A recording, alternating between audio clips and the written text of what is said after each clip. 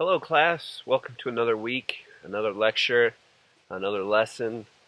This we'll be talking about some of the things that led up to the American Revolution, including religious fervor, the Enlightenment, the Great Awakening, and because it's Halloween time, we'll also be talking about the Salem witch trials, and we'll also be talking about the American Revolution itself.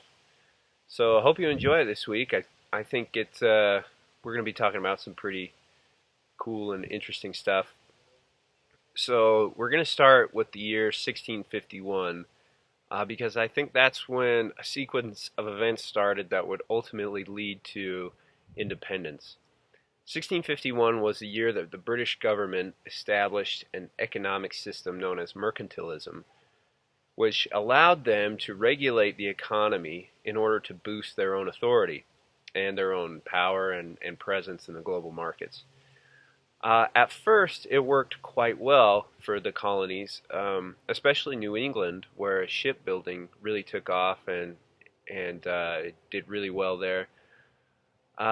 Gradually, however, the colonists began to be a little bit more disturbed by the encroaching powers of the British government. A wealthy planter class began to emerge, and with the support of the crown, they were able to largely control most of colonial life. And this didn't sit too well with some of the poorer classes, the indentured servants, especially a guy named Nathaniel Bacon, who was actually one of the wealthier members of the Virginia colonies. But he led an uprising to overthrow the colonial government there. So we'll be talking about that a little bit more. And meanwhile, in New England, the descendants of the Puritans and new immigrants began to experience strange events that could only be explained by witchcraft. And what followed was an episode of religious fervor to a degree that we've seldom seen in American history. Many women and some men were charged as and tried as witches around the Massachusetts town of Salem, and this became known as the Salem witch trials and witch hunts, and was the original witch hunt. But this is significant because it shows the dangers of absolutism. So as the colonies began to be more diverse, sorry, got leaves falling around me. Colonies began to be more diverse, and more people are coming from different parts of Europe and Africa. There arose a new aristocracy in the South, and this wealthy elite established a hierarchical society that would last for nearly 2 centuries and even maybe beyond. But it was built entirely off of slavery. So the Atlantic slave trade was now coming into its own. It was becoming a huge industry and was a commercial boom for everyone involved, except, of course, the slaves. They had to suffer through the trauma of being captured, ripped away from their culture and lifestyle in Africa, loaded onto a ship for a weeks-long voyage before being sold to white planters in the Western Hemisphere. And then once they were there, they began to suffer through something called a cultural genocide, or cultural holocaust, as it's sometimes called, cultural massacre. Lots of different terms for it. And we'll be talking more about that in the weeks to come. But this week we're going to be focusing on the origins of slavery in America.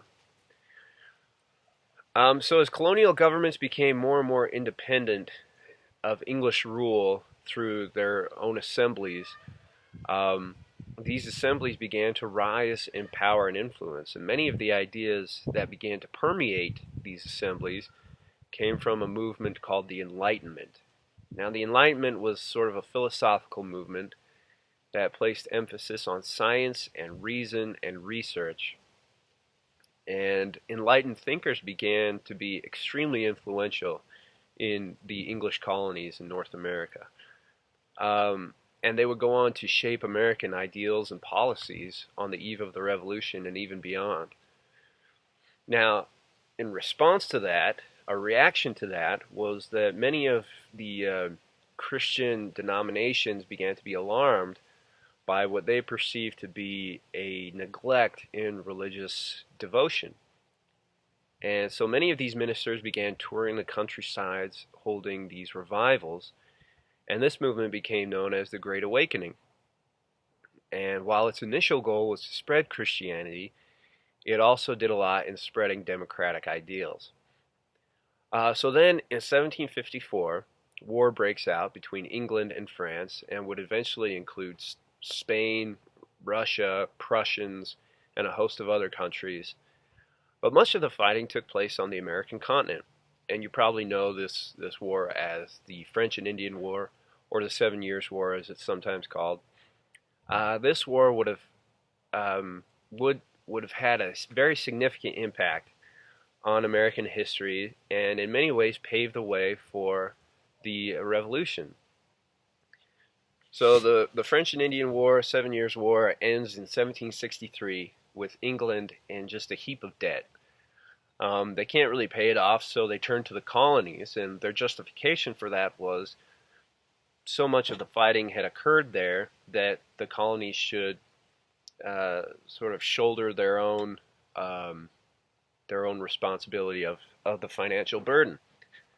Now, of course, the colonies didn't take too well to that. They felt that they hadn't started the war. It wasn't really their business. So why should they be punished for it? So England begins to enact a series of economic policies and taxes in an attempt to repay those debts that they've accrued from the 7 Years' War. And these, of course, you've probably heard of the Stamp Act, Sugar Act, Tea Act, the Quebec Act, and the Intolerable Acts. And this would ultimately lead to American fervor for independence and war, and eventually in 1776, as we all know, Americans declare their independence and begin to fight another war to disconnect themselves from British rule. So we're covering a lot in this lesson this week, but it's all very interesting stuff, so I hope you enjoy it.